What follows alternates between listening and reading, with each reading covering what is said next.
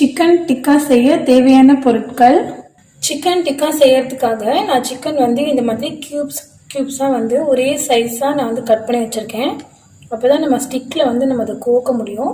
குடைமிளகாய் 1/2 cup, வெங்காயம் 1/2 cup, அதே மாதிரி கியூப்பாக கட் பண்ணது மாதிரி இருக்கணும். கரம் மசாலா 1 டீஸ்பூன், ஜீரகப்பொடி 1/4 டீஸ்பூன், பெப்பர் 1/4 டீஸ்பூன், மிளகாய் தூள் 1/2 டீஸ்பூன், மல்லித்தூள் 1 டேபிள் ஸ்பூன், மஞ்சள் தூள் 1/4 டீஸ்பூன், தயிர் 1/2 கப், இஞ்சி பூண்டு விழுது 1 டீஸ்பூன், உப்பு தேவையான அளவு, எலுமிச்சை சாறு 1 டேபிள் ஸ்பூன், முந்திரி விழுது 2 டேபிள் ஸ்பூன், 6 முந்திரி அளவு எடுத்து நான் பேஸ்ட்டாக அரைச்சி வச்சுருக்கேன்.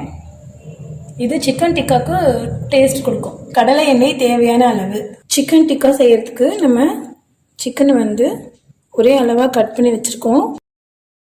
இஞ்சி பூண்டு பேஸ்ட், காஷ்மீரி சில்லி பவுடராக இருந்தால் கலர்ஃபுல்லாக இருக்கும் உங்களுக்கு. மல்லித்தூள், கரம் மசாலா, சீரகப்பொடி, பெப்பர் பொடி, உப்பு, மஞ்சள் தூள், தயிர், இதில் 2 டீஸ்பூன் ஆயில் ஆட் பண்ணிக்கிறேன். இப்போ இது எல்லாத்தையும் சேர்த்து நம்ம இப்போ நமக்கு சிக்கன் மேரினேட் ரெடி ஆயிடுச்சு. இதை வந்து நம்ம ஃப்ரிட்ஜில் 1/2 மணி நேரம் நம்ம ஊற வைக்க போகிறோம். அதுக்கப்புறமா நம்ம டிக்கா செய்யலாம். மசாலாலாம் சேர்த்து நம்ம மேரினேட் பண்ணதுக்கப்புறம் இதில் கேஷ்யூ பேஸ்ட்டு நான் ஆட் பண்ணுறேன்.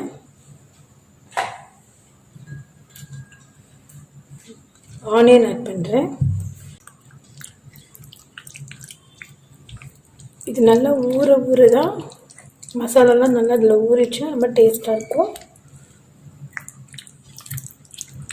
சிக்கன் டிக்காவுக்கு நம்ம இந்த 4 ஸ்டிக் நான் எடுத்து வச்சுருக்கேன்.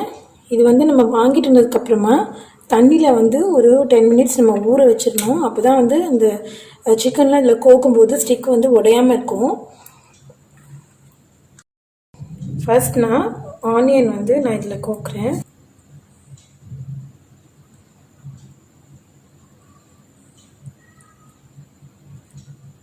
இது நம்ம கோக்கும் போது கரெக்டாக பொசிஷனுக்கு நம்ம தள்ளி வச்சிட்டோம்னா, ரெண்டாவது நம்ம இதை வந்து நம்ம கிரில்டு பேனில் டிக்கா செய்ய போகிறோம். அது எப்படி செய்யலான்றதை நம்ம பார்க்கலாம்.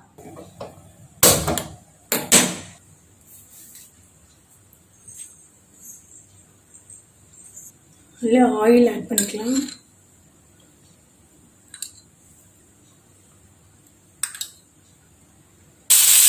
இன்னும் 4 to 5 மினிட்ஸில் நம்ம இதை வந்து எடுத்துகிட்டு சர்வ் பண்ணலாம்.